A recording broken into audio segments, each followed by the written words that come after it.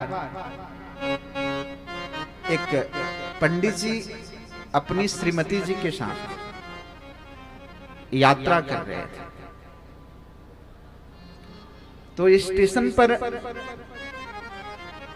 गाड़ी के आने में विलंब है, तो वो बैठ करके रामचरितमानस का पारायण कर रहे थे। कुछ अन्य लोगों ने देखा, मन में विचार किया कि अरे पंडित जी भी बड़े अजीब हैं, यहाँ स्टेशन पर भी ये बैठ करके अपनी पोथी पत्रा खोल करके बैठ गए हैं, पाठ कर रहे हैं। पंडित जी सुनते हुए भी कुछ बोले नहीं। उस समय पंडित जी रामचरितमानस में पाठ कर रहे थे।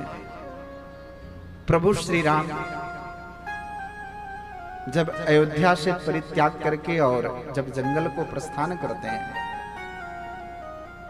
जब उन्हें गंगा पार करना होता है और उस नाव में जब बैठते हैं,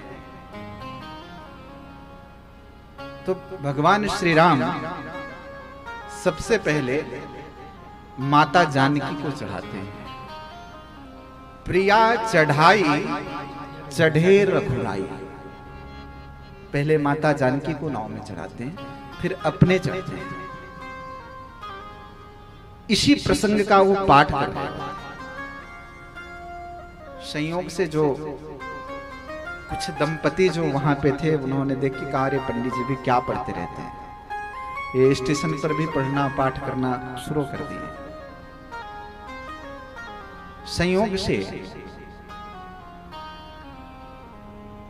ट्रेन स्टेशन पर वो आ जाती है, भीड़ थी, लोग चढ़ने लगे। चढ़ने के क्रम में पंडित जी तो अंदर पहुंच गए। जो महानुभाव कह रहे थे कि क्या पाठ करते हैं, अब संयोग से उस चढ़ने के क्रम में वो तो चढ़ गए, लेकिन उनकी श्रीमती जी छूट गई स्टेशन पे। अंदर गए बड़ा परेशान कि भाई सामान छूट जाए कोई बात नहीं, श्रीमती जी छूट गई। अंदर पंडित जी मिल गए। पंडित जी ने पूछा, अरे बड़ा परेशान दिख रहे हैं आप। कहे, अरे हमारी पत्नी छूट गई पंडित जी, मैं क्या बताऊं आपको। पंडित जी ने कहा कि कभी आप रामचरितमानस पढ़े हैं? क्या? नहीं पंडित जी। कहे, इसलिए तो छूट गई हैं, यदि पढ़े होते आप तो आपकी पत्नी छूटती नहीं। कहे, कैसे?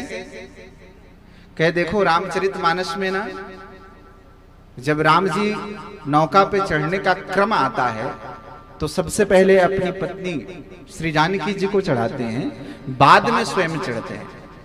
तो आपको एक ज्ञान तो था नहीं, तो आप स्वयं पहले चढ़ गए और श्रीमती जी को छोड़ दिए, ट्रेन छूट गई। तो इसलिए जब चढ़ने का क्रम हो तो श्रीमती जी को पहले चढ़ाइए।